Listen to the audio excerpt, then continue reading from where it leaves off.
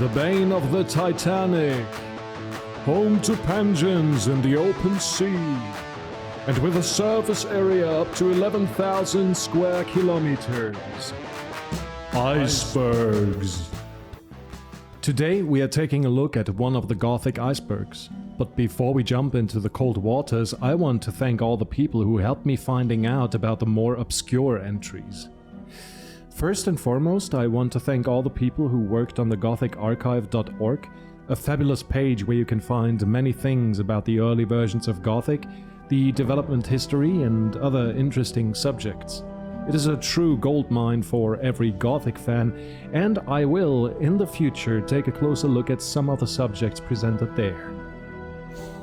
I want to thank Flosha, the project leader and creative director of Phoenix Tales, Delvin, Krygreg, Pangur, Saradok the master speedrunner, Mike Hoge and other developers of the original games for their beautiful interviews that cleared up a lot of things and speculations, all the guys from the original thread on Reddit, and of course the whole of Piranha Bytes and THQ.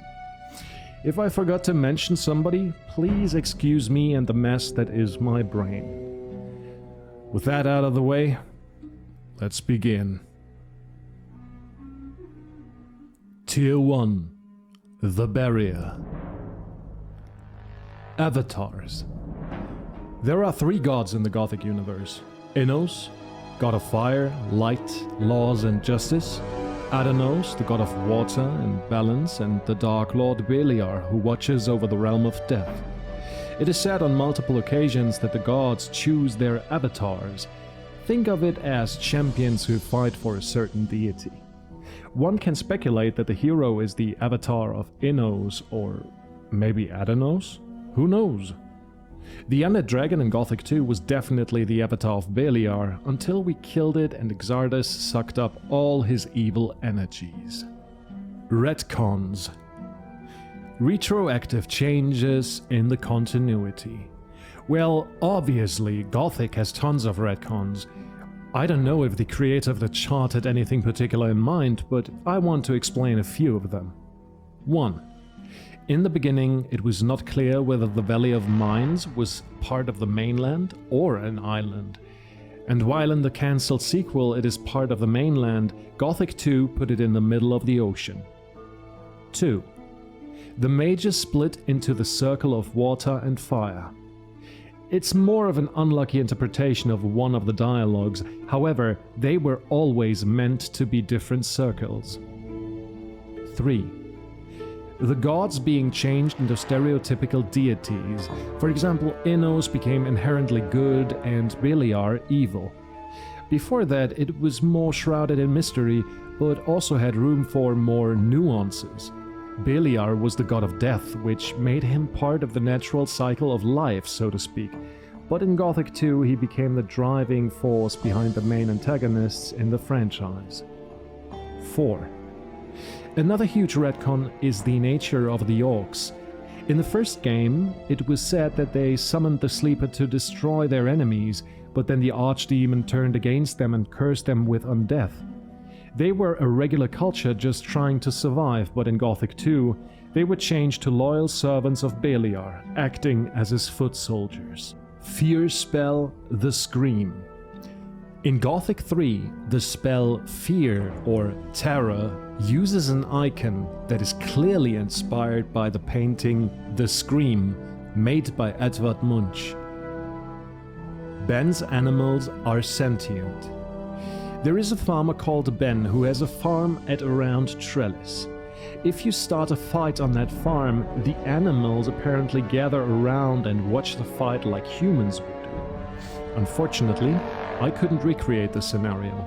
The community patch and content mod may have fixed this, and Gothic 3 without any mods was impossible. All I could find was this little screenshot. Where is the Guru? This is the title of an error message that can sometimes occur in Gothic 3. To honor this beautiful piece, the creators of the Gothic 3 community patch implemented a secret quest which is aptly named after this famous error. The Morgrad. This is the name of Gothic's world. You know, like our planet is called Earth. Gothic 3's missing crew members. In Gothic 2, you have a lot of options how to build your crew for the Eldorov expedition.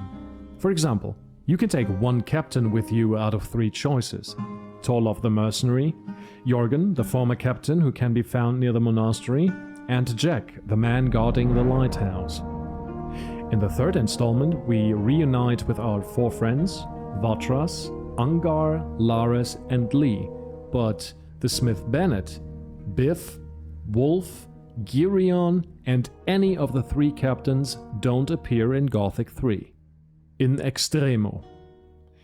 I don't know what the creator meant with this, but yeah, In Extremo is the band that plays in some versions of Gothic 1, and yes, they are indeed a real medieval rock band from Germany. Check them out. Fun fact, the old camp music is based on their interpretation of the song Hermannalig, which they also play in the game in Chapter 2. Hermannalig is an old Swedish folk song about a female troll who wants to marry a man. He refuses, however, because she isn't a Christian woman. Nameless hero is Mike Hoger. Well, both of them look very, very similar, and for a long time I was under the assumption that they modeled the hero after Mike, one of the founders of Piranha Bytes, who worked on Gothic 1, Gothic 2 Plus Expansion Pack, Gothic 3 and Risen 1. In an interview, it was however revealed that the hero's face being so similar to Mike's likeness was more of a coincidence. Kinda suspicious if you ask me. Swimming into Korinis.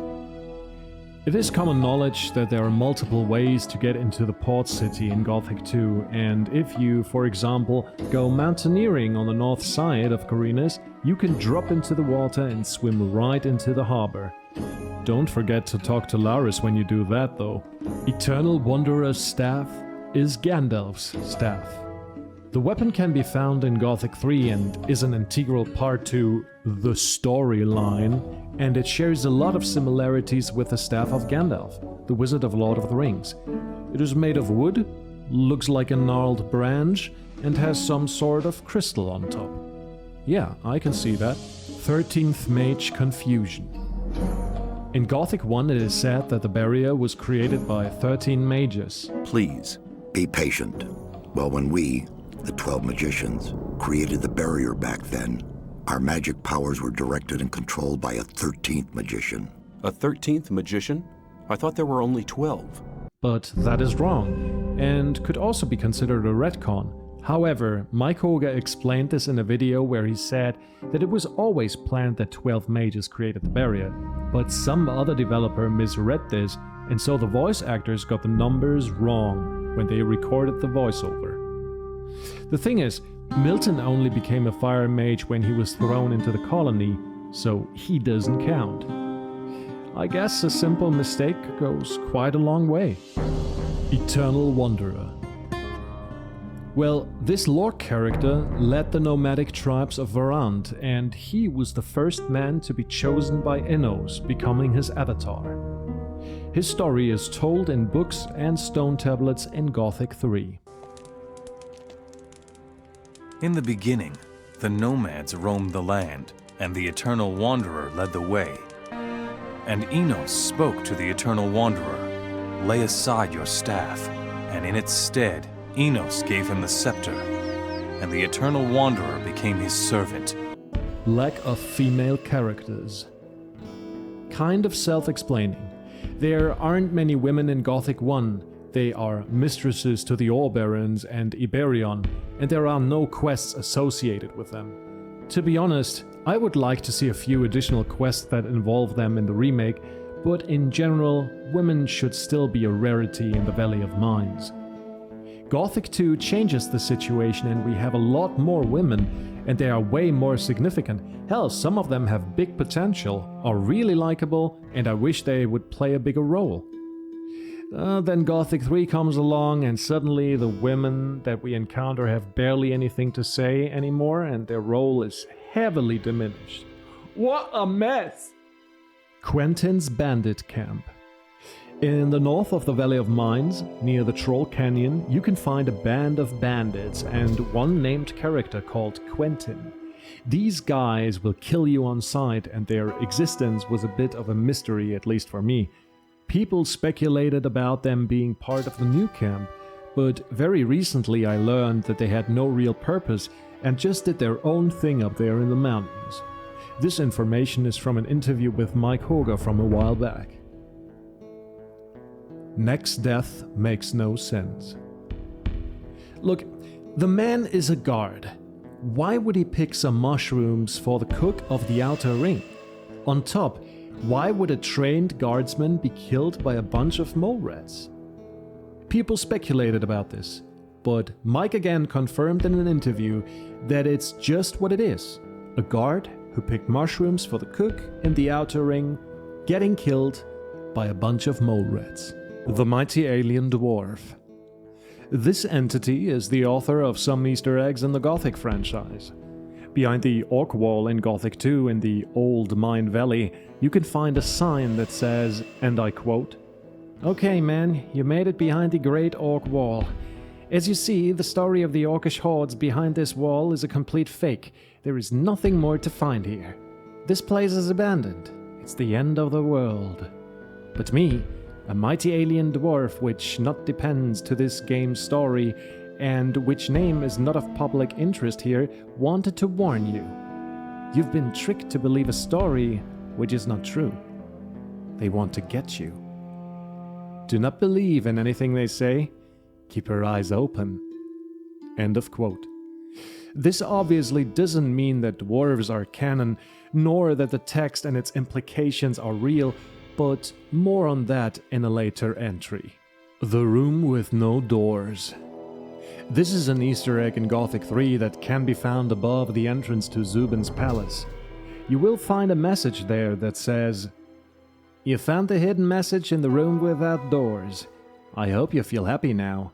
TMAD. No, I'm not dead. I watch you." This message is written by the mighty alien dwarf as well. Undead Mud. The fan-favorite character Mud from Gothic 1. Hey man, new here? I haven't seen you before. I'll join you for a while, if you don't mind. I'm sure you'll need a friend. Well, not really, but via insert codes in the Marvin mode, you can cheat an undead version of Mud into existence. What was the question? Once you leave the Marvin mode by typing 42 while in the character screen, the message, "What was the question?" will appear on screen to confirm that you are no longer in cheat mode. Just like 42, the code to exit Marvin mode, it is a reference to the movie The Hitchhiker's Guide to the Galaxy, in which the supercomputer Deep Thought is calculating for a very long time, searching for the meaning of life. The answer to the ultimate question, for which civilizations waited 7.5 million years in the movie, is apparently 42. But in the end, they forgot what the great question was. Soulstone. Upon killing the last boss of Gothic 2, the Undead Dragon, you can pick up a soulstone from its body, an item that has no use in the game. Maybe it was just a reference to the soulstones in the Diablo universe, or they had plans for this item in Gothic 3, which were ultimately never realized. Dragon elements make no sense. So, what are the traditional 4 elements? Water, fire, air, and earth. The dragons, however, supposedly being representatives of each element, are of fire, earth, water, albeit in frozen form, and swamp? Yeah, this one is a bit silly. But imagine an air dragon. Air dragon sounds like the name of a corny glam metal band. I might reserve that one. Yarkandar Car. On top of Yarkandar's canyon near the library, you will find the body of an old car. With it, a note that says something along the lines of, "I always wanted to make a game with cars." Well, I guess whoever wrote that just did. Sea Monster. If you swim too far out into the sea in Gothic 2, a small cinematic starts playing which shows the hero getting eaten by sea monsters. Take a look.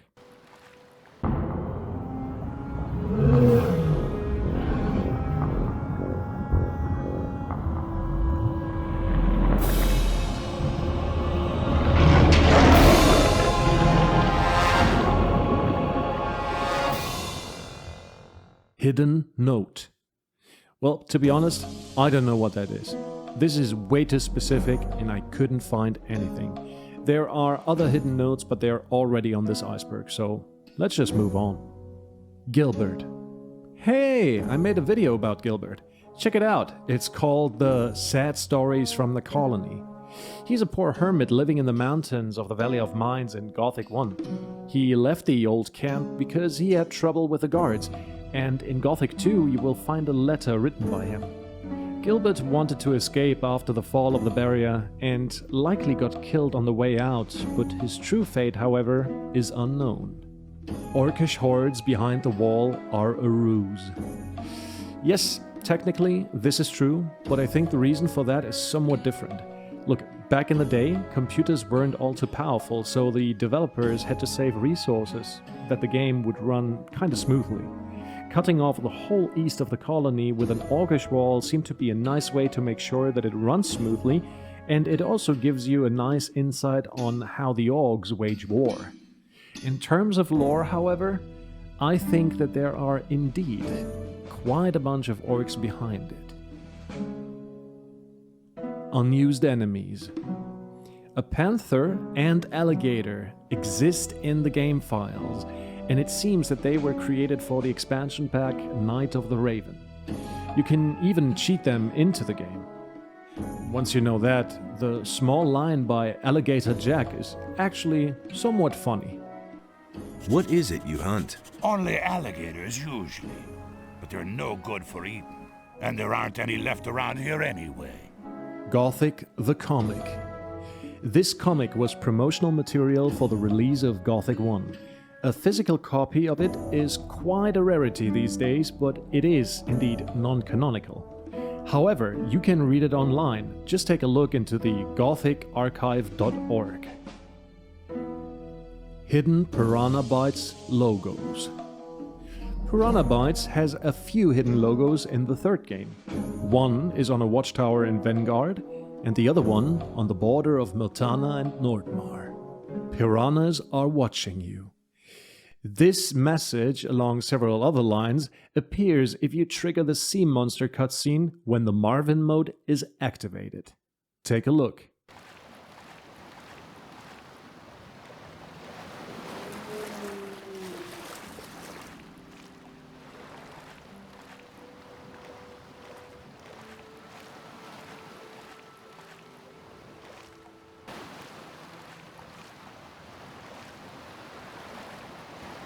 The hero's crime. Well, the reason why the nameless hero was thrown into the colony is one of the big mysteries of the game. It was intentionally left out so the players can make it up in their minds. However, there is a novel about Gothic which was written before the release of the game called The Sleeper's Ban, and in it we can find out what this mysterious crime was. Let me read it to you. It had just been a week ago when he returned from an extensive colliery tour with people he thought of as his friends at the time. In the early morning, he was awakened by the city guards who invaded his chamber, followed by the sleep-drunk figures of his terrified parents. Astonished, he noted that he was suspected to have stolen a magically, almost valuable amulet from the treasury of one of the city councils, and his astonishment turned into horror when, behind a tapestry, that very gem was revealed. Well, apparently the nameless hero got set up by his own stepbrother. Risen as a Gothic 3 sequel. Personally, I don't like this theory, and I see both universes as being separated. But initially, it was intended that both games are connected, especially if you take the Adonos ending of Gothic 3 into consideration. There is an abandoned storyboard for the intro cinematic of Risen where familiar faces can be seen, but we will get more into detail in a later entry of this iceberg. Jowood and Piranha Bytes IP conflict. IP stands for Intellectual Property, so in this case, the Gothic franchise. Apparently, after Gothic 3's horrible release, there were some problems regarding the further development. Since Jowood had the rights to the IP, Piranha Bytes could no longer develop a Gothic game. Years later, the rights were bought by THQ, and now we get a remake. Gothic 5. Back in the day, Piranha Bytes registered trademarks for the Gothic franchise. Well, it seems they registered quite a lot of them, and Gothic 5 was one of those trademarked titles. Abujean's Final Prophecy.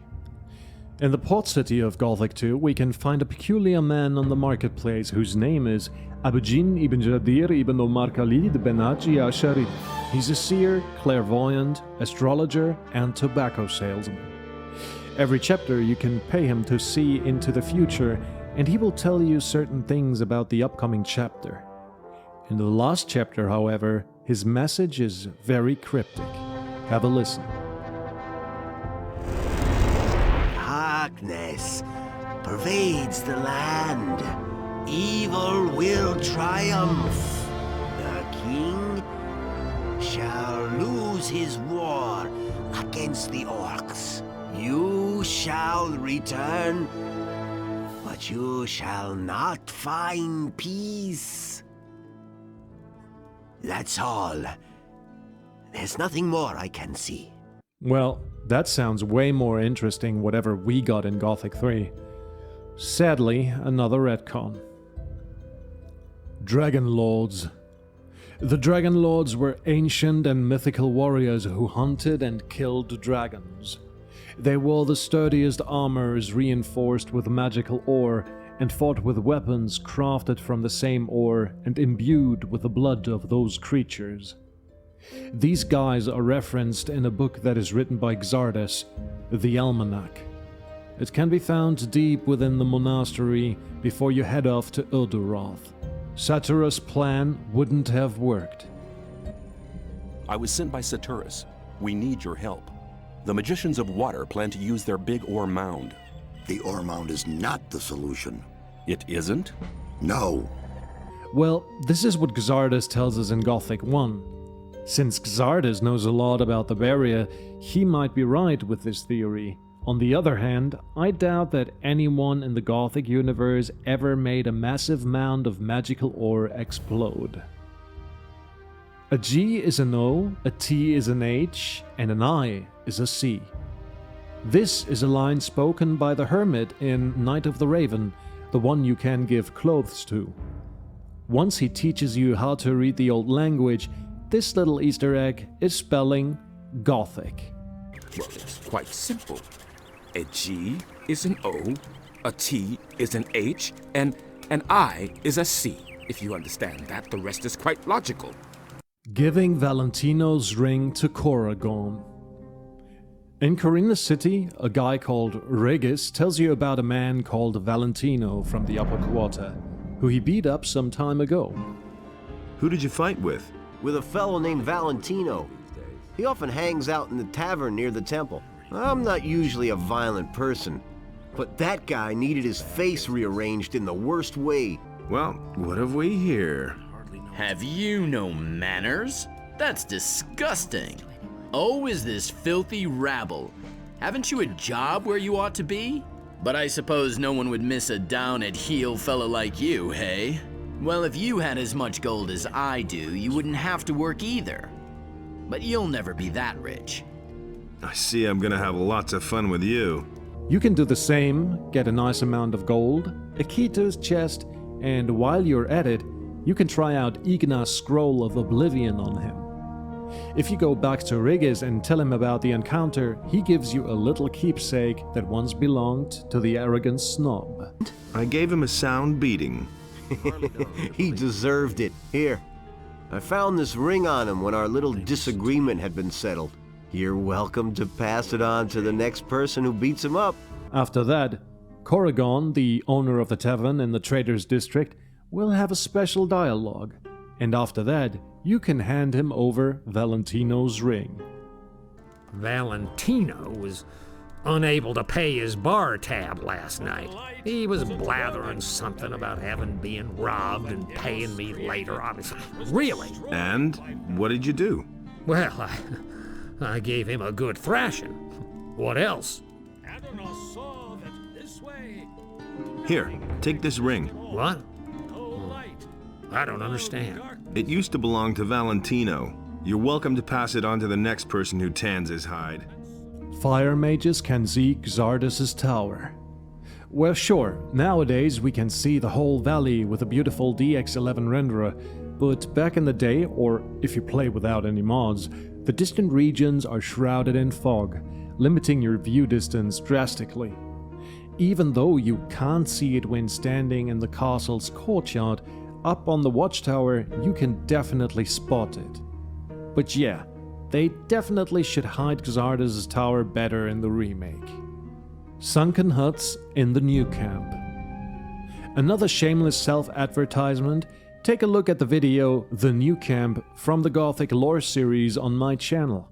In that video I have a theory that before the dam was built in the new camp, people already started building huts in the small valley, but then Homer, the Rice Lord, and Lee were like, no, we're gonna build a dam and the whole area will be flooded.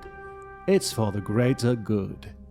And then some poor bastards became either homeless or developed guilds. Main quest New Camp Bias is probably referring to the situation that unfolds in Chapter 4 of Gothic 1. Spoilers ahead for a game that is more than 23 years old. Well, if you are part of the old camp, they are going to kick you out, and your only choice then is to join the mercenaries or water mages. Traitor? To think we let a thing like you join the guards. Blah! Hey, what are you talking about, Fletcher? You're in with that new camp scum, aren't you? Hold on. I guess you must have thought we wouldn't figure it out, huh? Ho! Hold your horses. No, you hold on! Hold on to your head, cause you're going to be missing it soon! Die, traitor! I have been exiled from the old camp because I have helped you. You don't belong to the old camp any longer? Then I welcome you to our community. The sect camp is excluded from this decision. How can I become a Templar?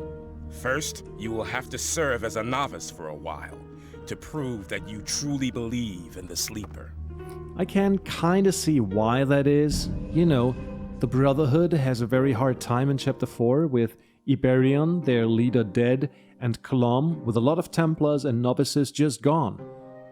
I don't really see them having the need to recruit new people now that their camp basically is in shambles and they realize that they are worshipping a big old demon. Swamps of Verant. The book The Battle of Verant that you can find in Gothic 1 in the library of the Water Mages tells the story of how Roba conquered the desert realm. One passage describes the cavalry not gaining any ground because of the deep and swampy soil they fought on. This doesn't necessarily mean that Verant had swamps. Maybe it rained and the desert sand was so soaked with water and blood that the horses' legs sunk into the ground. Although this theory would be more in line with the actual Verant that we got, I think it is a shame that these lore bits weren't respected. I think that swamps would have been a great addition to Gothic 3. You see, the desert is very vast and its landscape is getting boring very quickly. I think the game would have profited by having more biomes like swamps and canyons, but that is a topic for another day. Sleeper Minecrawler similarities. Both creatures have some characteristics that are pretty similar. Their head shape is comparable, they have mandibles, and they walk on multiple legs, although their body shape is different and the neck of the sleeper is longer than that of the crawler. The eyes, however, are interesting. While the final crawlers have very different ones, the early versions of the Mindcrawler Warrior has eyes that are akin to the ones of the Archdemon. Both are green and evil looking. In the end, the crawlers have a very insectoid look, while the sleeper has a more fleshy, Cthulhu-like appearance, for the lack of a better word. For a very long time I thought they really do look alike, but the more you analyze them, the more differences come to light. Dexter's dialogue without Night of the Raven. Dexter and his goons exist in Gothic 2 Classic, but obviously the questline surrounding the missing people and the connection to the former Ore Baron is missing. Take a look at what happens if you talk to him without the add-on. Oh man, you'd have done better not to show up here. You're the wrong man in the wrong place. So much for you, lowlife! Dexter's dialogue without Night of the Raven. Last time I showed you what happens if you talk to Dexter in Gothic 2 without the expansion pack Night of the Raven. Well, I forgot the most crucial thing about it. If you don't learn about Dexter, things will play out exactly like I showed them to you. Oh man, you'd have done better not to show up here.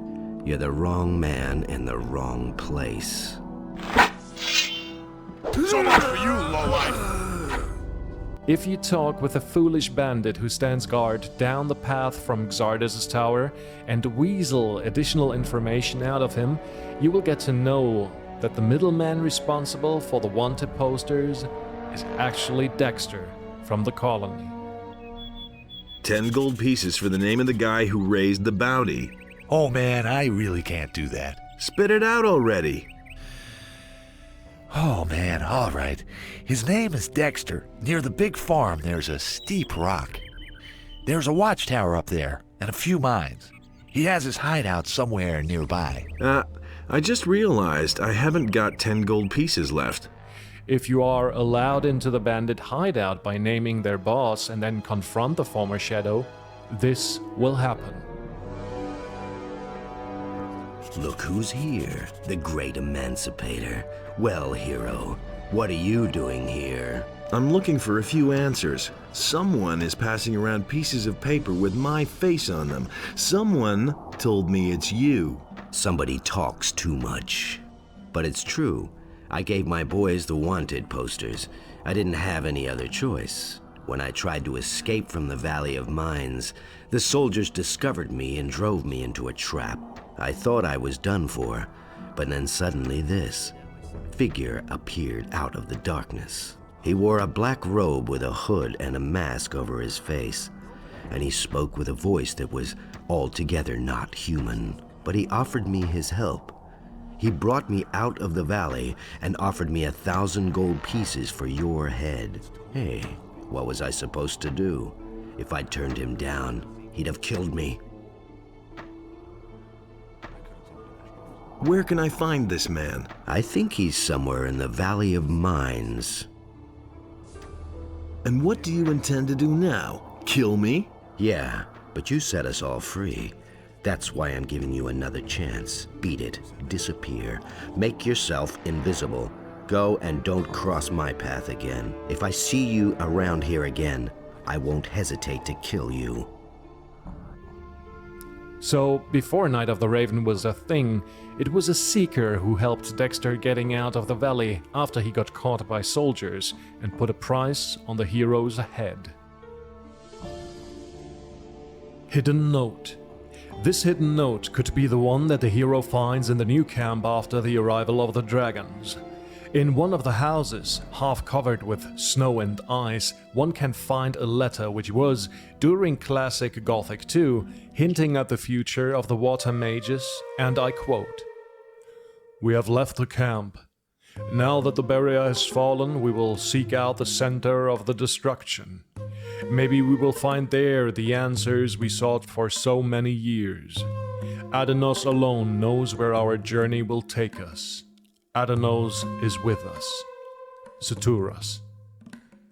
While it was an interesting read during the classic days, it raises more questions with the expansion pack in mind. What does he mean when he is talking about the center of destruction? Is he already talking about the earthquakes which emit from Jarkandar? How could they sense these while still in the Valley of Mines? Also, the line about answers that they sought for so long. What are the original questions to those? The water mages came to Khorinis to help the fire mages with the creation of the barrier, not to investigate some long-lost mystery. Or did they? Sadly, these things aren't really cleared up, not even in Gothic 3. My best guess is that this letter was written by a developer during a time where the expansion pack was still in the early stages and they didn't know about concrete plot details. Fidel Castro. This is referring to a test quest giver in Gothic 3 that developers implemented to test quests. You can spawn him by entering Marvin mode and type spawn Fidel Castro into the console. Body surf cheat. To be honest with you guys, I do not have a single clue what this is about. Obviously it's referring to one of the cheats, but I don't know. I really don't know. I asked around and nobody had a clue as well, so if you know something about it, please let me know in the comments. Thanks. Avatar of Adanos.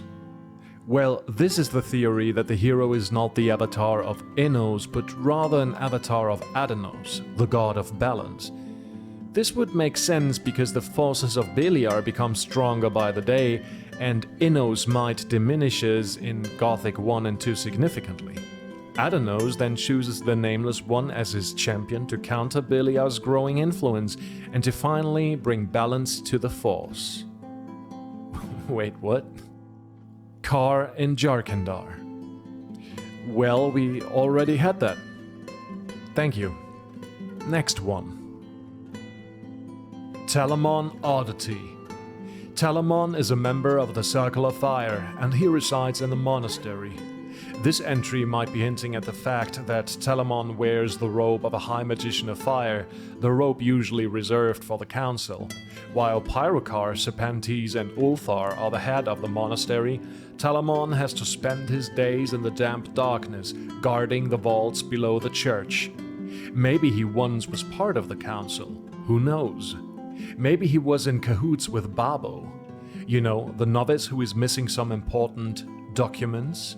Then Pyrokar found out about his mortal delights and banished him into the cellar to wipe clean his dirty mind. Well, if you know more about this, please let me know down in the comments. Thank you. Jack. Whoa, why so precise with these entries? Well, Jack is the guardian of the lighthouse. He got kicked out of his abode by bandits, and since then he resides in the harbor of Khorinis. Fun fact. Most lighthouse keepers or people associated with lighthouses in Piranha Bytes games are called Jack. You can find a Jack near Ardea, who is not the one from Khorinis.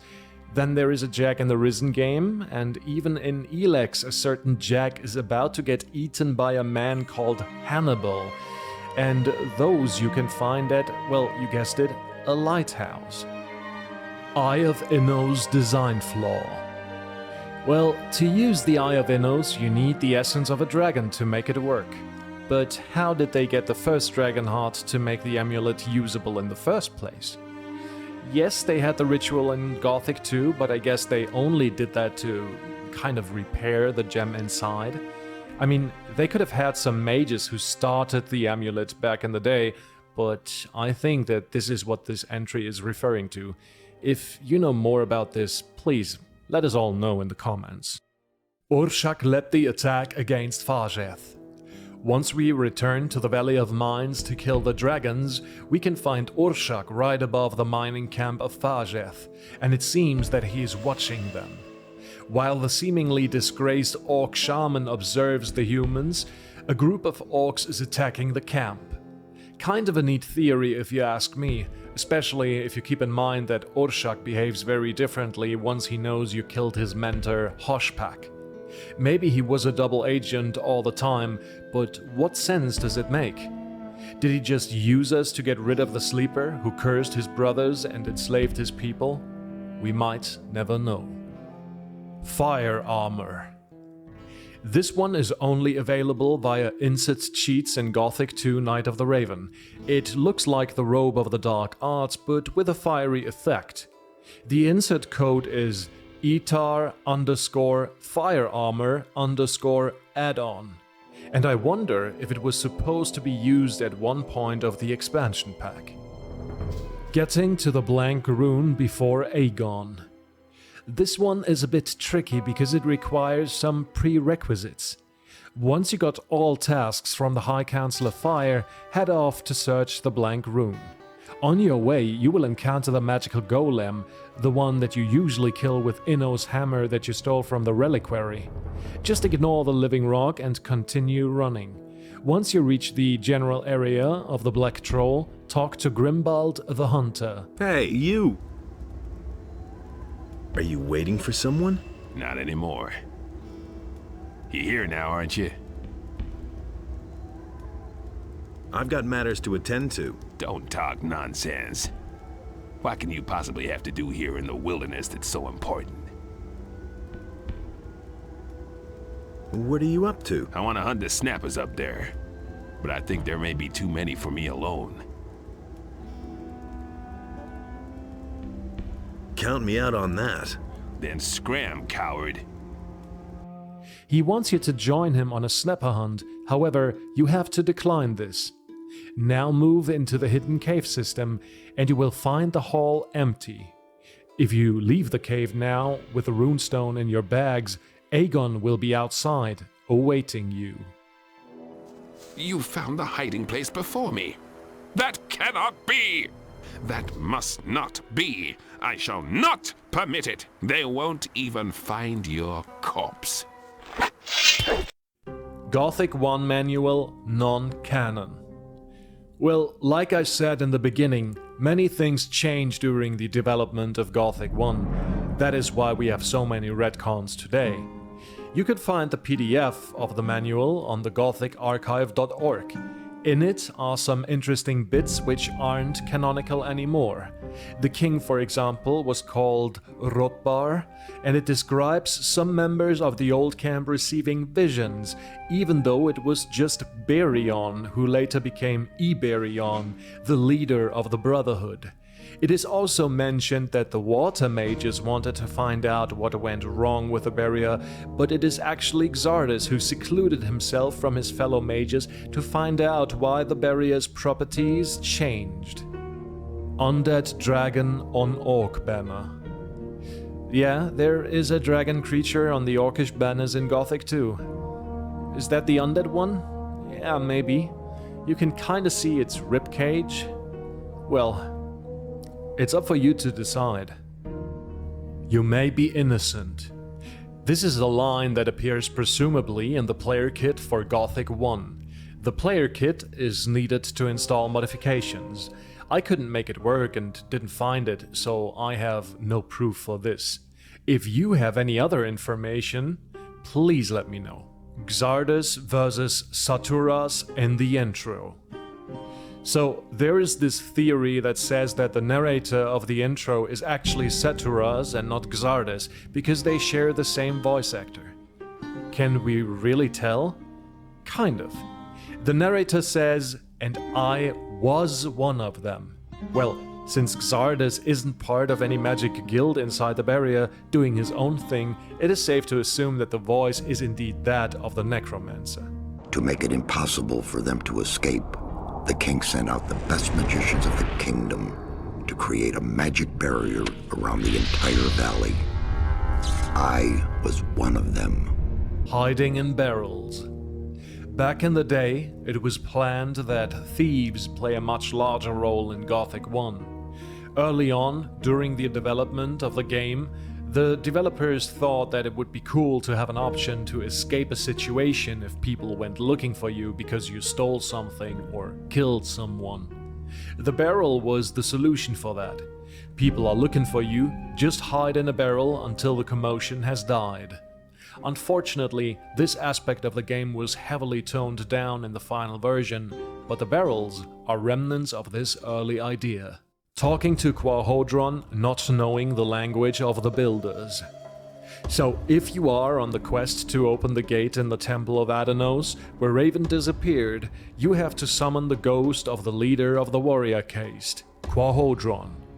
Usually by then you have learned the ancient language to read the tablets to gain additional attributes, but if you didn't do that, you might need somebody to translate for you, because you won't be able to understand the old man. Have a listen. Appear to me Quahodron, ancient leader of the warrior caste. Engla Anthani Osiri. I don't understand. Engla Anthani. Getting gold from Garand. Once you enter the Valley of Mines in Gothic 2 as a mercenary to get proof for the invasion of the dragons and orcs, and talk to Garand, the leader of the expedition in the castle, you will be sent to the dig sites to get intel about their ore production. Since you are a mercenary, you will ask him how much he is willing to pay for this excursion, and he will give you 500 gold coins. How much will you pay me for the job? I'm not used to haggling with mercenaries. Well, I guess I have no choice. I'll pay you 500 gold pieces if you take care of this mission for me. How the ore barons got their armors. In an interview about early designs, Mike was asked about the painting of the old ore baron that is hanging above Gomez's throne. He said that it depicts a lord who once oversaw the mining operations in the old camp fortress. Here is an excerpt from this interview with Mike Hoge and Flosha. Flosha? So there are 5 barons, namely the big boss, that's Gomez, right hand, left hand, foreign minister, and this grey baron. Then there is this artwork by Uwe Meyer that pretty much looks like a grey baron. That got people thinking, who is that? He isn't part of the game anymore, and this painting hangs right above Gomez's throne, but the baron depicted doesn't exist. Mike? No, the picture that you could find there, did you ever wonder where the ore barons got their armors from? Flosha? Yes, somebody must have lived there before. Mike? Exactly. Before the mages summoned the barrier, who lived in the castle? The Valley of Mines already existed, convicts already dug for ore, but they lived in the prisons and the mines, and the overseers lived in the castle grounds. That's why the guards wear those guard armors. These are the armors from the former overseers. And the ore barons too. And the picture which you can find on that wall is probably depicting that idiot that once... Flosha? Alright, so a former baron. Okay. The thing in the swamp. Deep in the swamps near the camp of the Brotherhood, we can find a very strange object. At first glance it looks like an orcish brazier, but instead of fire burning, some sort of magic is glittering above it. There are a lot of theories regarding this object. Some say it's an altar, some say it's a teleporter. Fact is, we don't know for sure, but we can find some peripheral information in the Phoenix design documents, an early version of the game that became eventually Gothic. In these documents, the fire mages speak of a swamp of forlorn souls, and that nobody returns from that place with a clear mind. The water mages add that this swamp is a dark place. The Masters, an early concept of the Thieves Guild, says whoever wants to hear the dead talking should seek the swamp of forlorn souls. The fact that the early documents explain that the temple in the swamp is of orcish origin and the vicinity of the nearby orc graveyard makes it clear that this object had clear orcish origins. Since the connection to lost souls, it might even be that shamans used this brazier to communicate with the spirits. Jarkandar Swamp Note.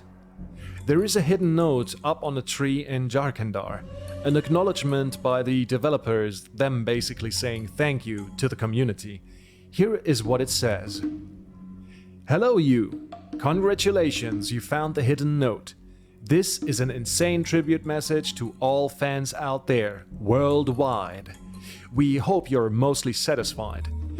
Also, we'd like to thank our loyal German community at World of Gothic and the other German fan sites for being there, and a very special hello from Sasha to Jake Mega. Yes, I told you, send us postcards from your hometown, we'd be very pleased to hear from you. See our mail at www.gothic2.com. Getting acrobatics for free.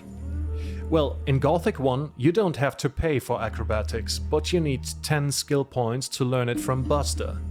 In Gothic 2, you will only learn it once you cross a certain dexterity threshold. And in Gothic 3, you need to drop from a great height without dying to get this hidden perk once again. Bullet burnt down the exchange place. This is strange because the exchange place doesn't look burnt at all. I asked the guys from Phoenix Tales, who are very knowledgeable about the early versions of the game, but even they don't know what this is about. It may refer to the playable teaser and a note that can be found near the beginning. Right at the start, the exchange place is under attack, and in said note we find information about how well this place is guarded. The initials shown below are LS. Is it Lares? Or Lee Saturas? Or is it someone else entirely? Interesting enough, the attackers had a contact, and I think this entry is hinting at Bullet being this middleman. But why him? Bullet is a guardsman from the old camp. He easily lives a better life than 90% of the colony. Why would he risk this position conspiring with the new camp? This remains a mystery. Gothic Elex Shared Universe. Alright, so what do Elex and Gothic have in common? Well, a blue mineral that is very powerful and has magic properties. It is used to fuel the machines of war, and that makes it a very useful resource. Is that enough to connect both franchises? If you have any other information on this that is not a fan theory or a hot fever dream, please let me know. Chromanine. I covered the Chromanine questline in the video called The Lost Themes of Gothic. To make it short, this quest is a scavenger hunt all over the colony. It starts deep within the fog tower on the eastern cliffs in the Valley of Mines. The item that starts the quest is a book, and it is taken off the body of a skeleton mage, and riddles direct you to the next piece. Eventually, you will come back to the dungeons below the tower, and a human corpse has appeared on the ground. Seeking through the stranger's remnants, you will find the last book when suddenly more skeletons appear. A dark voice then says, "To kill one of us was your last mistake." The books are very cryptic, and it seems like Chromanine is not a thing nor a person. It seems like a communion of sorts, or receiving great knowledge or wisdom, ascending to spiritual heights, or being illuminated in terms of faith. Noteworthy is that this quest was created by Björn Pankratz and wasn't part of the initial release of Gothic 1. It was later patched into the game with version 1.08. The precise state of Corinus in Gothic 3. We banished the Sleeper and killed the dragons in the Valley of Mines, decimated the orcs all over Corinus, and got rid of the evil that eventually would have taken over Jarkandar. And still, Corinus can't be saved. Even though I don't like this canon material and wished for a more unclear outcome for the fabled island, Gothic 3 is pretty precise in regards to that. Once we meet Thorus in the third installment in front of Trellis, he tells us what became of Corinus and its inhabitants. Orcs captured the island of Corinus and brought us humans to the mainland in their galleys. We were given the choice to become slaves or fighters for the orcs. Vatras just wanted swamp weed. To heal the Eye of Innos, a ritual is needed. The representatives of all three gods need to combine their magic to fix it. Vatras, the water mage who leads this endeavor, also wants 3 stalks of swamp weed. However, if you fulfilled your task, repaired the eye and brought the mages together, but forgot the weed, they will fix the eye nevertheless. Thus, Vatras never needed the weed to heal the eye, but he only wanted to get high deep in the woods with 2 other elderly men in robes. Nostalgia bonus. In Gothic 2, once you return to the Valley of Mines in Chapter 2, you are tasked with finding the Scraper units and to gather intel about their ore production. One such unit was led by Silvestro, who led his unit in between Xardus' 2 towers. Once you search the dig site, which is completely overrun by mine crawlers, you find a note stating that the mined ore was sent to a safe location, along with a former convict called Diego. If you find him, you can escort him to the mountain pass of Corinus.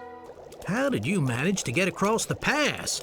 I thought that it was swarming with orcs. There's a path through the abandoned mine which isn't held by orcs. That's good to know. Then I will head for Corinus before long. I've got a few old accounts to settle there. Let's go together. To the pass? Why not? You go first. You've only just come from there. But don't even think about going too close to the castle or to the orc wall. Once at the pass, don't stop at the passage through the mine. Keep on running to the lake of the exchange place, and Diego will have a special dialogue for you, paired with the nostalgia bonus. Remember back then, when we met here for the first time? It's been ages. I'm Diego. I'm not interested in who you are. You've just arrived. Gothic sequel. Before Gothic 2 came to be, a small team of Piranhabytes started working on another version of Gothic 2, which is now known as the Gothic sequel. The story was way different, and the setting too. It takes place in the Valley of Mines, which was made part of the mainland, and demons played a bigger role in the story. Only the plot of the first chapter is known. After being revived by Xardus, you make your way to the old camp, which Diego is now in charge of. After solving problems as usual, you eventually will make your way to the stone fortress in which the king now resides with his paladins and his daughter. The reason why the king came to the valley might be that he wanted to ensure the mining operations. Just more or less recently, streamers started playing the unfinished version, and it seems that some people are even working on a mod wanting to complete this what-if scenario. Demon Hunters and Healers. These were factions planned for the cancelled Gothic sequel. The Healers were in the old camp, now partially destroyed, to tend to sick people. You see, there was supposed to be a sickness spreading in the Valley of Mines, and those affected developed a greenish skin having an almost zombie-like appearance. The Demon Hunters, on the other hand, were meant to be a main faction, and their armor design is pretty awesome, but not much is known about them.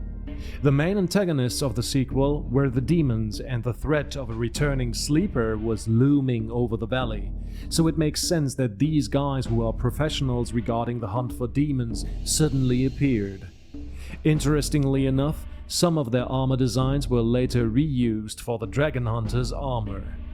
The demonic influence corrupted the wildlife inside the Valley of Mines as well, and might have been the reason for the sickness of the old camp inhabitants. Thora. Thora is an important character in the cancelled sequel. She was a fighter and emissary of the king and fought with a quarterstaff. She was an Amazon-type character and was meant to escort the nameless hero to the king, who resided in the stone fortress. Medicus. Another entry I don't have any details about. Since it is next to the entries of the cancelled sequel, this Medicus could very well be a character that was planned to be part of the story. A medicus was a type of doctor during the medieval times, so it makes sense that he might have been affiliated with the healers in the old camp.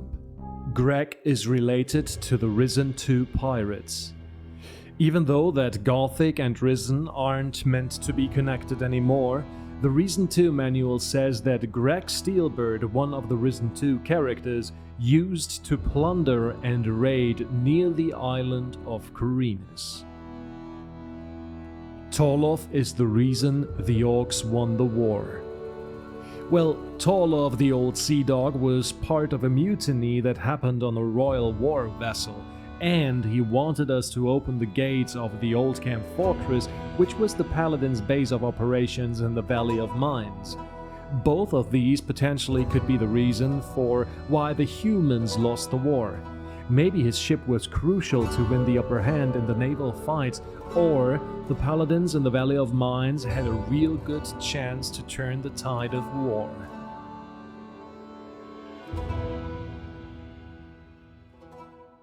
Why the Sleeper interfered with the barrier. This was clarified by Mike Hoga in an interview. The original barrier was way smaller and was supposed to be controlled by the magicians. They were supposed to manipulate it and be able to open it to their liking. But when it got summoned, it touched the Sleeper deep underground, and his magic changed the magical structure, giving it its properties that we got to know.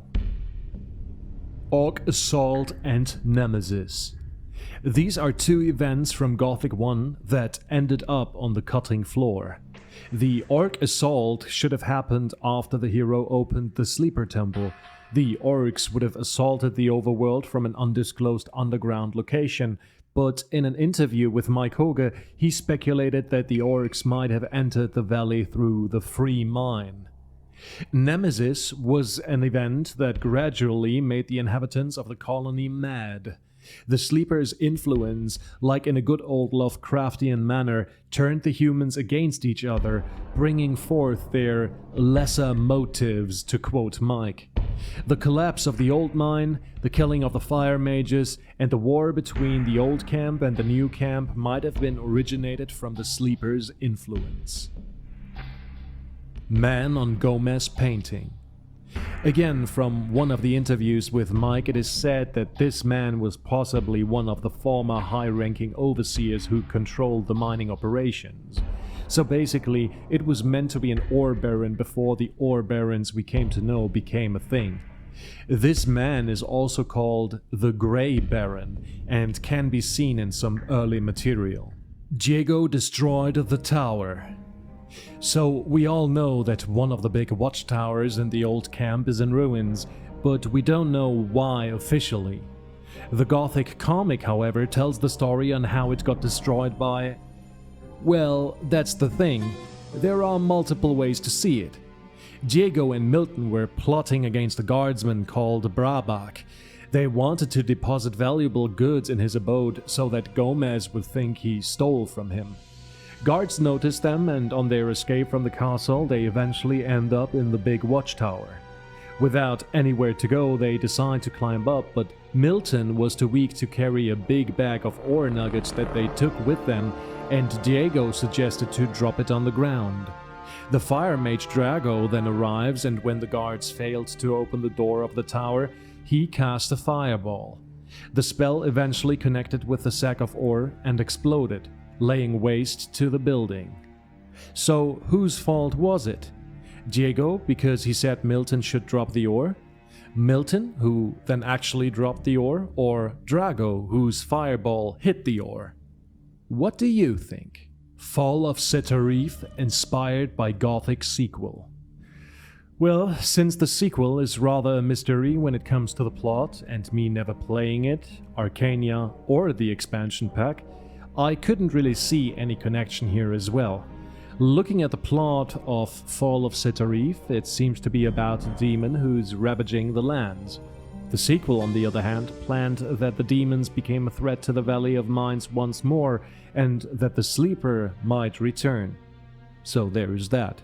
Anti-authoritarian themes. Well, in Gothic, you are more or less the reason why the ore production stops. With the fall of the barrier, no more ore is exported to the mainland to fuel the king's machine of war. In a sense, you overthrow an authoritarian regime. The new camp, being the counterpart to Gomez and his men, can be seen as anti-authoritarian as well. You can even go as far to say that you free the Brotherhood from their idol, the Sleeper, as well. In the end, all camps seem to be liberated from the burden of authoritarianism. Make of it what you will. Adanos Shrines. No shrines of Adanos exist in the Gothic franchise, not counting Chronicles of Mutana Archolos, at least not in the way you would expect. While Beliar and Innos are fighting for dominion over the creatures of the Morgret to win them over, attracting them with their idols, the faith of Adanos is different since he is the god of balance. You could see the circle of water as living and breathing shrines. If the people want to pray to this god, they need to seek out a magician of water. Ore is an allegory for uranium. Uranium is a type of ore that is used for nuclear fission and therefore a very important part of our everyday lives. Nuclear power plants are producing a lot of electricity that we all use, and it is by far the most efficient way. Certainly that electricity will also be used to wage wars, and the ore is even used in certain types of armor-piercing ammunition. The magic ore is fueling the war in the Gothic universe, so there are some parallels. Oh yeah, the magic ore radiates magic and light, blue light to be more specific. Blue light is also seen in nuclear reactors. It is called the Cherenkov radiation. You doomed Korinis. Without the hero interfering with the happenings inside the barrier, things would have gone very different and definitely would have led to a different outcome. If the Nameless, however, doomed Korinis, I can't really say. We know that Gothic 3 tells us that the island was enslaved, and yeah, by that metric you pretty much doomed it. Question is, what would have happened if the hero never did what he did? Would the Orcish armies and naval forces just avoid Korinis? I highly doubt that. Destroying the Nordmarian tribes. This one took me by surprise. If you kill all the Nordmarians in Gothic 3, you will get a special ending slide that says, "Of the barbarian people of Nordmar, only the abandoned huts on the snow-drifted hilltops will bear witness to their once proud villages. It will become quiet in the white mountains of Nordmar." Actually, it is kinda sad reading it like this. The land south of the Valley of Mines. Way back during development of Gothic 1, the developers toyed with the idea that a land south of the Valley of Mines exists. If you take a look at the finalized map, you can see that the south and west is not confined by the ocean, but that in fact a land mass extends further into these regions. If this is supposed to be just a mountain range is not clear. However, this idea got never really discarded and was brought up a few times in Gothic 2 in a very vague context. In my video about the Dragon Hunters and Mercenaries, I talk about Silvio's origins. His group came from the south where they were fighting orcs. Other pieces of dialogue are also referring to this mysterious land, like for example when the hero lies to Vatres when they meet for the first time. Aha! And that is why you have made this journey. Who are you really? I'm an adventurer from down south. This land in the south was also used as the setting for an RPG that was played on the Gothic forums, but it is by no means canon. There is this picture of Björn Pankratz holding up this map, and if you look close, you can make out a region south of the Valley of Mines. If we compare this picture with a fan-made map from the RPG that has the cities of Drakia and Gorthar on it, it seems that both are indeed connected. So these maps are just a fan interpretation of an early idea, an idea that is not completely non-canonical. Beta God names. Early in the development of Gothic 1, the gods had different names. Innos, the Lord of Light and Fire, was called Ra, just like the ancient Egyptian sun god. Adrastos was another name that most likely became Adanos, and then there were Sevanes and Vandras, which maybe were fused together to become Beliar. Returning to Jarkandar in later chapters. Upon returning to Jarkandar in later chapters, you will experience a partial monster respawn, and it is suggested to kill those beasts to level up once more. Even though creatures will appear, no new quests await you. Risen intro concept. So, before Risen came to be, Ralph Macinchik, one of the artists who worked on the Gothic series, created a storyboard for the intro of Risen. In that one, we can see two very familiar figures. One is called Nameless, the other Mentor. I will show you one picture, the others you can look up on comicsfactory.de, Ralph's page. So maybe back in the day it was intended that both universes were connected, but in the end they decided against this, and that was for the better, in my opinion. Velaya implied story arc. Velaya is the mistress of Gomez and is thrown into the colony at the same time like the hero, and there are rumors that she had a bigger role to play. However, even the Phoenix Tales guys didn't have any concrete information on this, and they are quite knowledgeable when it comes to the early ideas and development of Gothic 1. You never become a paladin. When choosing the path of the militia in Gothic 2, you later on become a knight, but you never truly become one of the paladins. The armor you eventually get was in possession of a fallen holy warrior who turned into a Shadow Lord. Xardas experimented on him when he was still part of the Circle of Fire in Corinus and hid the undead in the vaults deep below. This information is taken from the almanac, which is stored below the monastery on Corinus, but this version is only available to players who chose the path of the militia. KSO Star Constellation. If you take a look into the night sky of Gothic 1, you may find a very peculiar constellation of stars that spell KSO. This was, or still is, the name of Kai Rosenkrantz' Counter-Strike clan.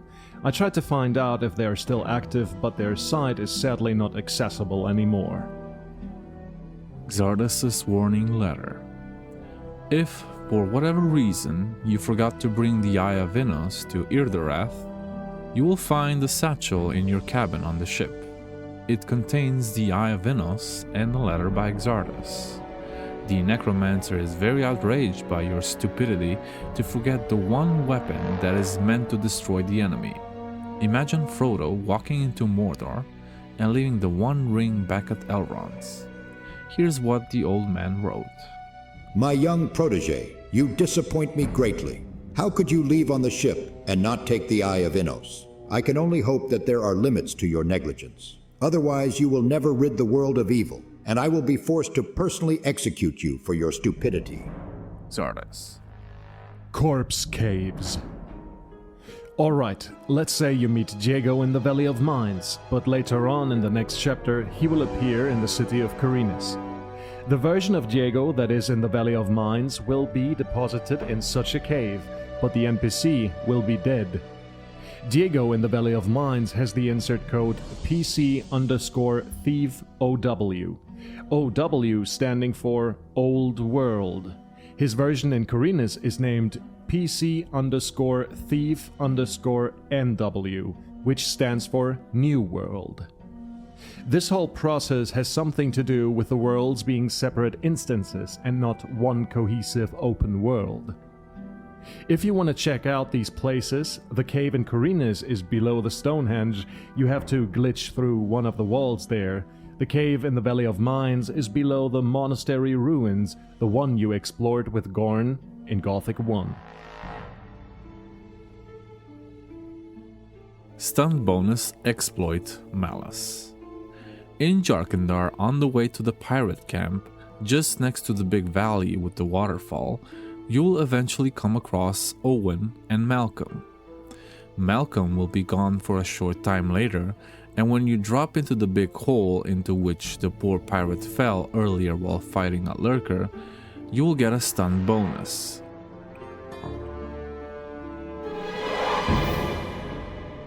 A little hint at games like GTA, which gave you these kind of bonuses when you did cool tricks with your car, like driving over a ramp and flying over 3 blocks. If you drop down again because you think it's easy experience, you will get a malice, diminishing your XP by the same amount, keeping you from exploiting the game. Engraved wall in Jarkandar foreshadows Gothic 3's ending. Before entering Adonos temple, in which you will fight Raven, you can see some rune tablets beside the door. They can actually be translated, and here is what they say. And at the beginning and the end there was light. You, the one reading these lines, be warned about the forces of darkness on the other side of the wall. Follow your knowledge and the words of light to defeat the terror of the aeons. Well, I think people look too much into it. It's just a cryptic message on the wall. I cannot see any connection to Gothic 3 because this is simply too vague, and Gothic 3 was a heavily flawed mess, including its lore and plot. Obscure cheats. There are a few cheats that are strange. Open your character UI and type in Garfield, and everyone becomes fat. Type in Grommet, and they become very flat. Shrike makes them almost look skeletal in appearance. There are other cheats like Slurks that make everything play out in slow motion, or South Park making everything double time. As you can see, most of them are references to pop culture. Gothic 1 was supposed to be a multiplayer game. True, if I recall correctly, there were screenshots depicting this on the original game box. You can find images easily online. The 4 friends of the Nameless One were once meant to be chosen by different players.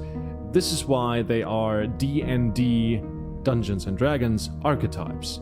You've got the Thief or Archer, the Magician, the Fighter, and the Psionic. Another indicator for this are the insert codes for each character. PC_Psionic is Lester, PC Fighter is Gorn, PC Mage is Milton, and PC Thief is Diego. PC stands for Player Character, and it is a remnant from exactly that time in development when those were meant to be chosen by players. Receiving the heavy guard armor. Yes, that is not happening in the final version of Gothic 1 to the detriment of many old camp fans, at least not on the usual way. If you take control of someone wearing the heavy guard armor by using the spell Control and then loot any dead body, you can then select the heavy guard armor from your inventory, drop it on the ground, and then pick it up once you're back inside the Nameless Hero. I tried this myself, however it didn't work since I couldn't open the inventory of the possessed NPC. This might have been patched, but I am not quite sure. Here's a video by Andres Nexus who shows you how it is done.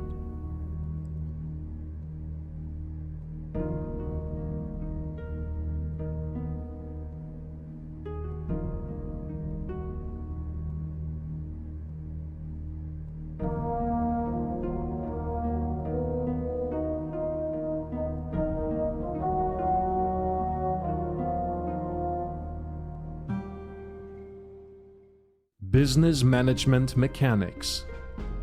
So this one is weird as well. The Gothic wiki states that business management was supposed to be implemented into the cancelled Gothic sequel.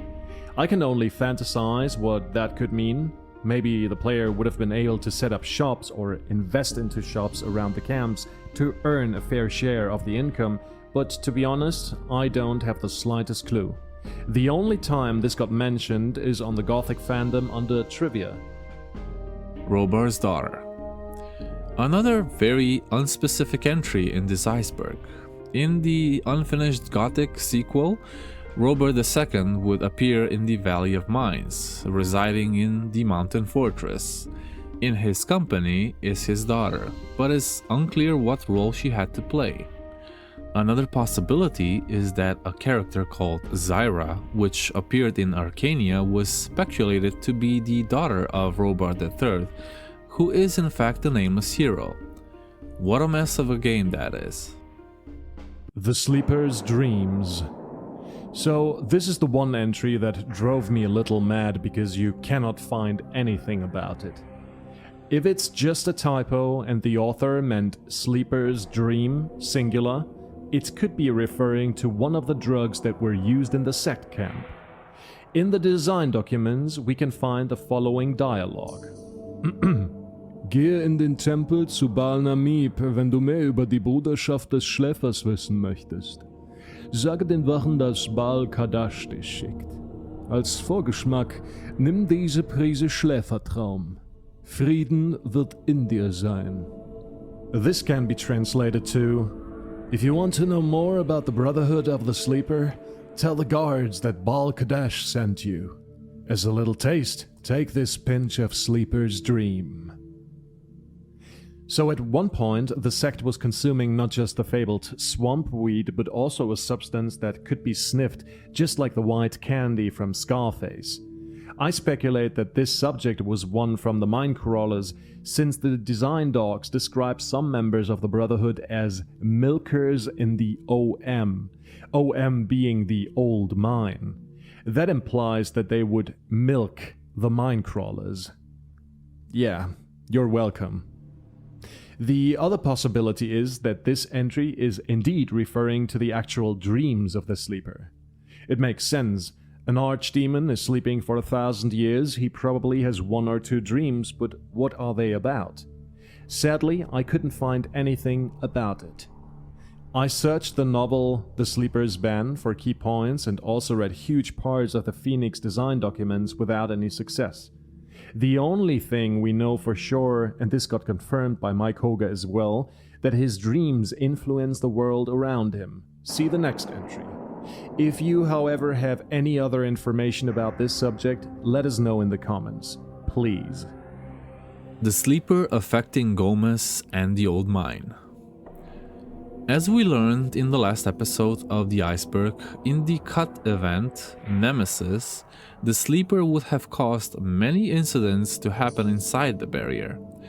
Mike Hoge said it could have been a possibility that the Archdemon was the cause for the old mine to collapse and the affected Gomez to kill the fire mages and attack on the new camp.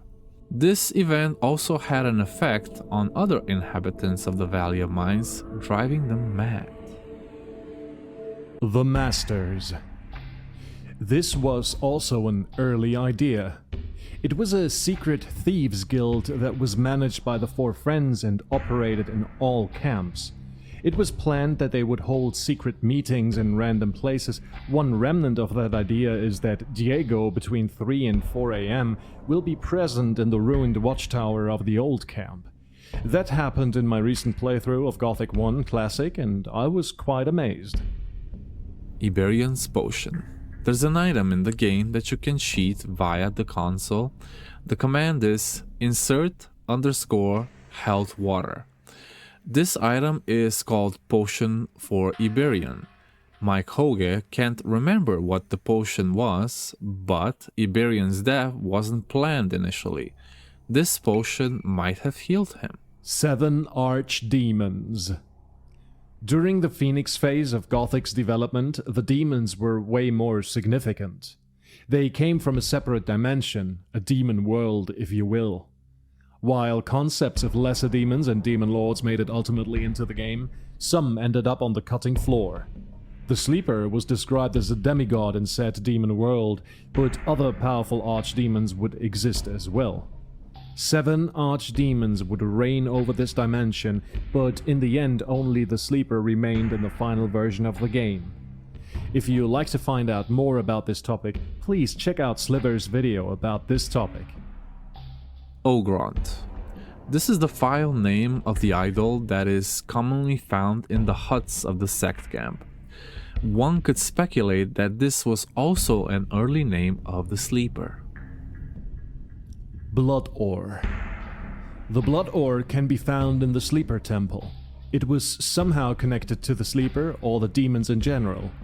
Some speculate that orcish weapons are made from this material. The cancelled sequel had people mining this ore in the mine shafts under the Fog Tower. The red ore was also used in the sequel for an enigmatic ritual initiated by fire mages, which went horribly wrong. Undead Dragon wasn't supposed to be the final boss. Apparently, Irdereth wasn't really supposed to be the last dungeon, but in the end they decided for it anyway. The Undead Dragon was supposed to be in the old Valley of Mines under the Stonehenge, surrounded by undead minions. It is, however, not known who the final boss was supposed to be. How the orcs were able to conquer Jarkandar. It is known that there are multiple routes to this region. One way leads over the mountains, one underground via the tunnel of the water mages, and it is possible to sail there by ship, even though the sea route is very perilous. Since I doubt that they went through the portal, I could see them having arrived in their galleys or taking the path through the mountain ranges of northern Khorinis. Multiple Minecrawler Queens. One was supposed to be in the abandoned mine. In Vertigo's video about cut locations from Gothic 1, you can see that both mines have the same nest structure, which strongly hints at the possibility that multiple queens were planned. You can also find Minecrawler eggs at Silvestro's mine in Gothic 2, which hint at another queen that survived in the Valley of Mines. There's also this early screenshot that shows the queen in an unknown environment. Sleeper's Ban. This is a novel written by Alex Wittmann before Gothic was released. He got some basic information about the game and the lore and wrote 193 pages. You can find a German version on the gothicarchive.org and an English version that is still work in progress. This novel, however, is by no means canonical. Half-orcs. This breed was meant to exist in the early design documents. They were meant to live in a forest north of the Brotherhood. Later on, they were moved to the Free Camp. Another scrapped idea from the early days until they decided to discard that idea completely. Orcs and humans used to coexist peacefully. This is also true, but then a schism between both races was created. The orcs were shunned and forced to live underground. However, this too isn't part of the canon anymore. Female orcs. Since orcs are mammals, I guess they don't just have daddies, but also mamas. But some games struggle to create females for ugly races. World of Warcraft is also suffering from a lack of female representation when it comes to beastie races. The question remains, where are the female orcs, or is their offspring created from mud, like in Lord of the Rings? How Xardas is alive in Arcania. So, apparently he returned some years after the hero to set things straight in Arcania, but how he survived, I don't know, since I thought the old man is somewhat immortal. Maybe someone who actually played Arcania can give us some information about this entry. Baal Lucor before Chapter 3. Baal Lucor is the guru that leads the expedition into the Orc Cemetery, but he is strangely missing in the first chapters. Some modifications fixed this gap in the lore and put him in the sect camp before his departure in Chapter 2. In Extremo in Gothic 2. It might have been an early idea to put the band into Khorinis, but they are missing in the final version. You can, however, spawn them with cheat codes, and some modifications let them perform next to the marketplace. However, if we take a closer look at the insert codes for the band members, it becomes clear that they were meant to play in Jarkandar in the pirate camp. Who is the god of the monks in the Valley of Mines? Well, Vertigo speculated about this topic in a video he made, and there is no canonical answer to this question. However, if we piece together some evidence and lore from Gothic 3, it might become clear that they were some sort of druids answering their call to Adanos. Ancients of Varant were from Jarkandar. Well, that is a theory that might be true. Maybe it's also the other way around and the people from Jarkandar were a splinter group of those from the desert of the mainland. Both cultures, the nomads of Varand and the people of Jarkandar, have a religious relation to Adanos, and both cultures describe the flood happening that ultimately wiped out their civilization. Gothic 1 main quest added late in the development. True, this was confirmed by Mike Hoge in an interview. The developers had quite a lot of ideas for the game which ultimately got scrapped, and when the release came closer, they had to cut a ton of stuff and implement a plot for the final game. Unfortunately, many details and story arcs weren't finished due to time constraints. But one of the points that I was going to make is the game was developed in 3 years and 4 months. And the main part of the story, about 80% of the game, literally, not the technical programming, that was ongoing, the engine development and all that. But the content of the game was done, 80% was done in the last 4 months, actually. Gothic 2 reuses Gothic sequel assets. Well, we already talked a bit about this. The Demon Hunter armor is a prototype for the Dragon Hunter armor, and some enemies had their origin in the sequel as well. For example, the Grassland Scavenger we see in Jarkandar was meant to be a version of the normal Scavenger but corrupted by demonic influence. Same goes for the Black Troll and the Dragon Snappers. Temple Tree. The Swamp Camp's center was meant to have a massive carved-out tree in which the gurus would meditate. Sadly, this one ended up in the cutting floor as well. Paladina. Yep, this was promotional material before the release of Gothic 2. I remember this very vividly. There were early plans to make Thora from the cancelled sequel of Paladina, but the team decided against this. Well, what can I say? Sex sells, and Piranha Bytes thought the same. Diego is a fire mage. So in Chapter 4 of Gothic 1, all the fire mages are dead, and everyone belonging to the old camp becomes aggressive towards the player character. To avoid Diego attacking the Nameless One, they changed his guild to Fire Mage, since they, not like the rest of the old camp, don't attack people on sight. You can check this out by entering Marvin mode, getting into his body, and pulling up the character screen. It doesn't have any lore implications, it's just a technical bypass. Dark Mage of Erderoth Identity. They made the abominable mistake of devoting themselves to the impure magic of a very powerful archdemon. Under the influence of this archdemon, as well as very powerful drugs, they existed only to serve him, until they were reduced to mere shadows of themselves. Today, they are nothing but tools of evil, without a will of their own, and they will never cease to hunt the followers of Innos. We must be careful. They still seem to shun these hallowed halls of Innos. However, if their power continues to grow, I don't know if we'll still be safe here. Thanks, that was very enlightening. Indeed. That only raises more questions for me. For example, who were they before, and which archdemon made them what they are now? I've got a notion. This all sounds like the Brotherhood of the Sleeper. I know those guys. I hope you know what you're getting involved in. Take care of yourself, my brother. You used to be a follower of the Sleeper. That is the distant past. The Master has opened our eyes. No one can stop us now. The Master has shown us the only possible way to deal with you unbelievers. Since we know that the Seekers in Gothic 2 once belonged to the Brotherhood of the Sleeper, he might as well be a more or less prominent figure of the sect. Maybe he was Baal Tyon or Baal Kadar, who knows? Well, I really tried to find out more about this and took a deep look at all the members in the sect camp.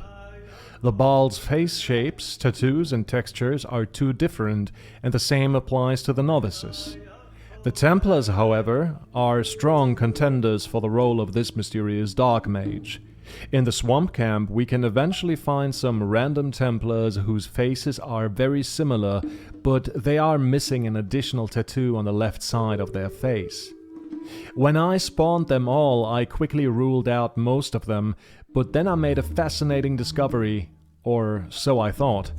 It was when I spawned Gore Boba that his face and his tattoos were just way too similar to that of the mage. I was so happy that I finally lifted this mystery until I took a closer look at all the members of the Brotherhood inside the Temple of the Sleeper. So, it seems that all apocalyptic Templars share the same face, including Gore Boba, and that face is also used for the Black Mage on Erderoth. I think it is safe to assume that one of those escaped the cursed underground and somehow ended up as the master of the Seekers. Diego and Bullet were working together. This one is weird. You know, the good cop and bad cop game? One throws a punch at you, leaving you in the mud, the other one rescues you. But how would that benefit the old camp to recruit new people? I just cannot see. Wouldn't it be more wise to just be friendly to newcomers instead of hitting them? Mithril. This refers to the item code for Urzeal, which is called Mithrilklinge, or Mithril Blade. Mithril is a steel in fantasy universes that originated, like so many other things, from the Lord of the Rings. Dwarfs. Dwarfs are part of small Easter eggs in Gothic 2 and Gothic 3, namely the mighty alien dwarf who wrote the message behind the orc wall and above Zubin's palace, yet Mike stated specifically that devs did not want any dwarfs in their game, therefore they are not canon. Christmas Edition. This is the first demo of Gothic 1 released in January of 2001, a very rare version of the game that apparently only a handful of people got hold of. There is a post on World of Gothic that has some information on it. Thanks to Alpha Researcher, we have some footage to look at. Check out his channel, he's got a lot of interesting stuff about Gothic's early versions. Funnily enough, you can see that the mushrooms have their proper name in German, Höhlenpilze, instead of Höllenpilze. Unfortunately, a mistake happened and somebody misread it, so cave mushrooms became hell mushrooms. Xardus' Death. This is the title of a piece of music written by Kai Rosenkrantz, and it is part of the unused beta soundtrack. However, it was never intended that Xardus would eventually die. This got confirmed by Mike Hoge in an interview. Here is a little sample from the track.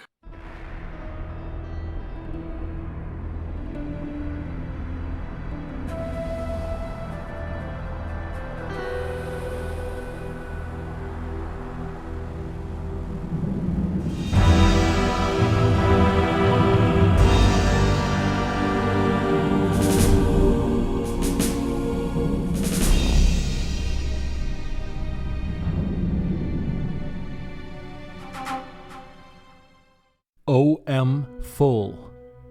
This is referring to the collapsed old mine after it got flooded. The developers thought about that one could go back into the cave systems now filled with water, but this got eventually cut from the game, as we know. The diggers and gods who survived inside the mine would have been driven mad, which might have been caused by the Sleeper's influence. Iberian surviving.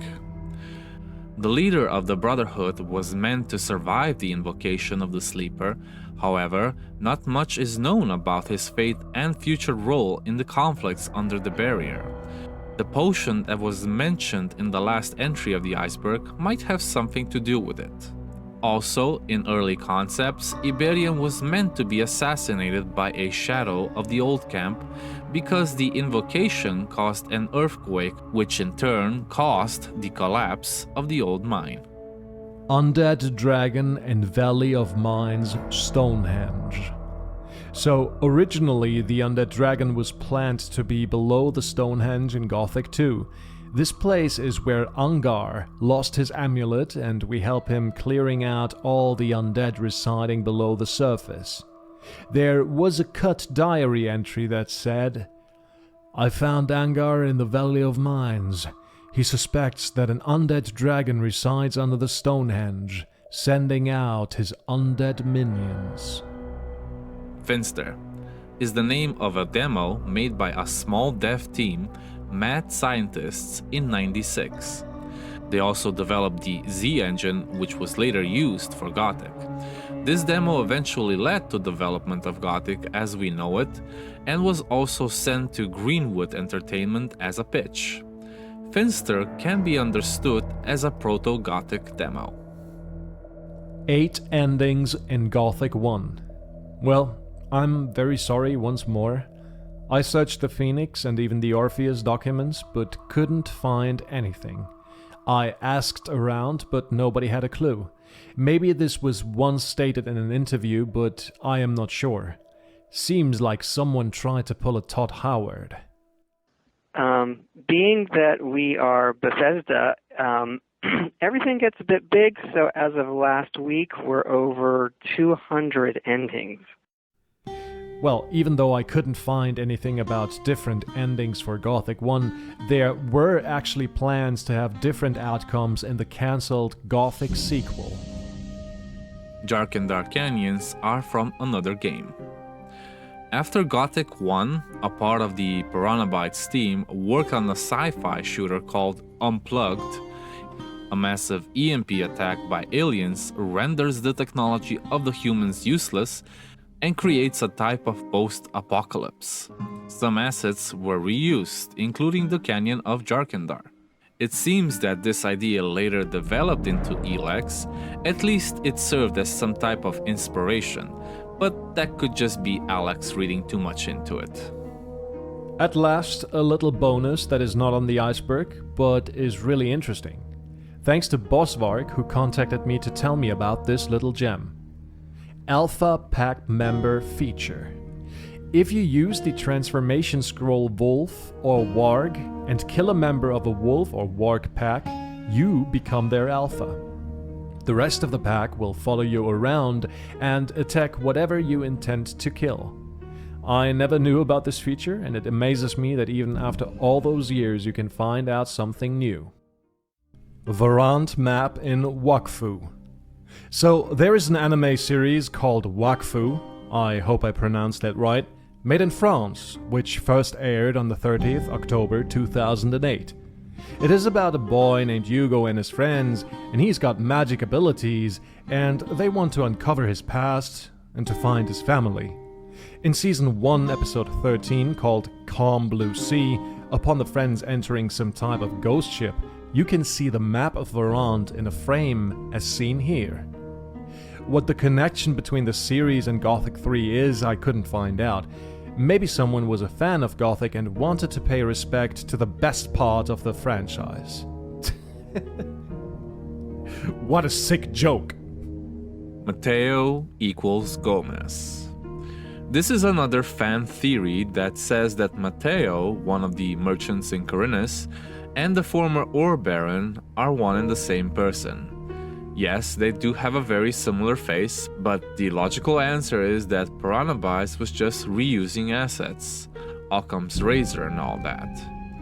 But what if Gomez, heavily wounded, crawled out of the Valley of Mines and used his treasures to start a new life across the mountains? What if he paid the guards handsomely, opened a shop in the harbor town, and even got an apprentice to cover up his bloody past? Yeah, that just might be the imaginations of a man who drank too much rice schnapps and connected the wrong dots in the drunken stupor. Milton in Xardus' Sunken Tower. In the last episode, we talked about the Gothic Christmas Edition. In that demo, Milton can be found in Xardus' Sunken Tower. Apparently, he was searching for an item, and somehow a lurker was involved. Thanks to Alpha Researcher, we have some material to look at. By the way, I cannot stress enough how informative his channel is. Leave that brother a sub and a like for his gorgeous work. Take a look yourself.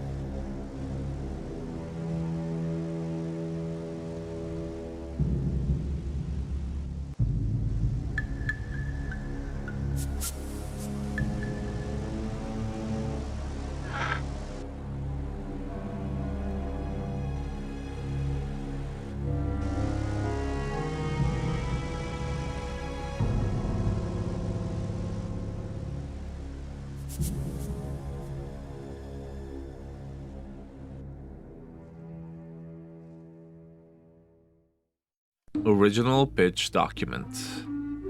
This might refer to the pitch that was released when the project was still known as Phoenix. Here's an excerpt from that pitch. You are thrown into the prison. The kingdom is at war with northern hordes.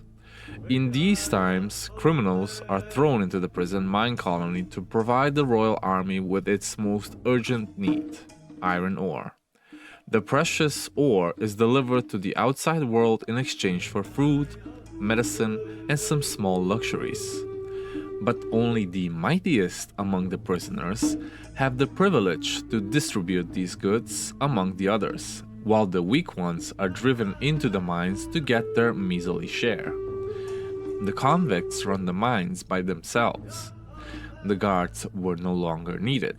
The king's master mages put a psychic barrier around the prison colony to prevent every sane being from escape. They better not. Something has intervened with the fragile web of magic. Something that lies below the prison, below the mines, even below the natural caves, in an unknown ancient temple unchanged for 1,000 years.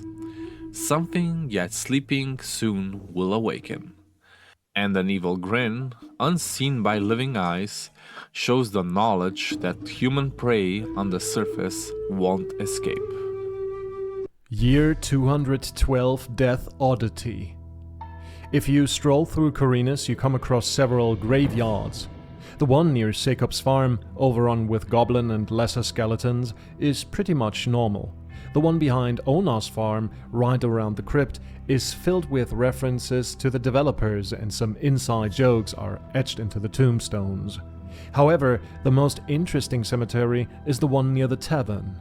While the graves seem to be pretty inconspicuous, even though some are very grim, for example Midos, who died tragically at the age of 3, those in the cave nearby are very interesting.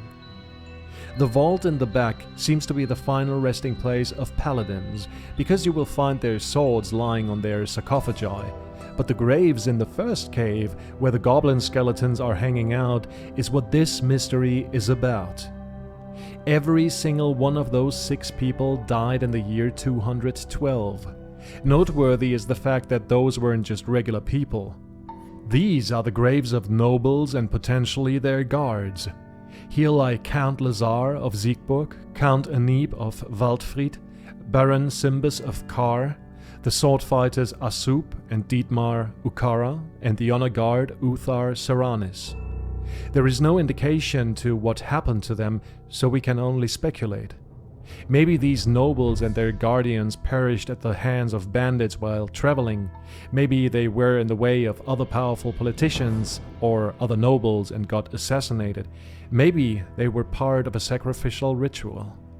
Fact is that all of them died in the year 212. Interestingly enough, all of them, except one, died in a reasonably old age, the average being 74 years old. The oldest of them was the sword fighter Dietmar Ukara, with 100 years old. The youngest is honor guard Uthar Saranis at just 34. Another interesting thing about all the graves that you can find on Corinus is that one last name is very prominent, Ukara. There is Asup, Dietmar, Marta, Wilfried, and Serrano. Another family that existed is Sorn, but you can only find 2 graves, the ones of Victimo and Oscar. So what do we take away from this? Well, something horrible happened in the year of 212, and it only affected noblemen and warriors, since no other tombstones mentions that specific date. Sleeper's Master Plan. This one is quite a mystery. Vertigo couldn't find any hard facts about this one, so we can only speculate. Maybe it was the Sleeper's master plan to be banished by the nameless hero, so the barrier would vanish and the ore would have been accessible by Beliar. You see, in Gothic 2, you can find an almanac written by Xardas in the vaults of the monastery, and it says, I quote, I hope that the barrier can protect the ore from Beliar's grasp. Since the Sleeper was only banned from Morgrat, it might have been his intention to be summoned later on by the followers of Beliar, but again, there are no hard facts to support this. Dreisat map. The German TV channel Dreisat once had a report about piranha bytes and the development of Gothic 3. In it, you can see an early map of the game. A lot of names are just placeholder, like Erzmine, which means just ore mine. Other places are called Bridge City, Mountain City, Two Bridges, Even Lake, and Chop City, like in chopping wood. Some names like Braga, however, existed already. Deep in the west of the desert, you can read Tal des Todes, which is basically Valley of Death or Death Valley, which is a real place at the border of Nevada and California. Another funny name is Erzgebirge, which is translated to Ore Mountains, another real mountain range that is near the Czech and German border, but I digress. Take a look yourself, the map can be seen very briefly. I leave a link down in the description so you can experience some peak German TV. Xardas went blind from brewing loose double hammer, inhaling its fumes. This is basically the core of the Gothic franchise. Back in the day, Xardas was a hobby distiller and tried his luck on a recipe made by Lou, who lived in the swamps of Jarkandar before he got eaten by swamp sharks. The schnapps was so strong that the fumes made him blind. Enraged by losing his eyesight, he devoted his life to the dark studies and contacted Beliar, who then called the Sleeper to sow chaos in the mortal realms, only to revenge on the mortals who blinded him so badly. Yeah, how did you like my fanfiction?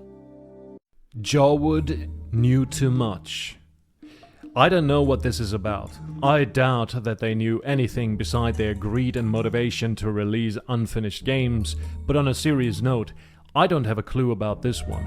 Gothic did pretty well, even though Jawwood gave them a hard time, but if you have any additions, as usual, please share them with us. Gothic and Demon Souls in Elex 2. Somewhere around the starting area in Elex 2, you can find a small hideout with a mattress and 2 magazines or comics on the ground. One looks like an awful lot like the Gothic, and the other like the Dark Souls cover art. Even though this entry says Demon Souls, the one shown in the game looks definitely more like Dark Souls.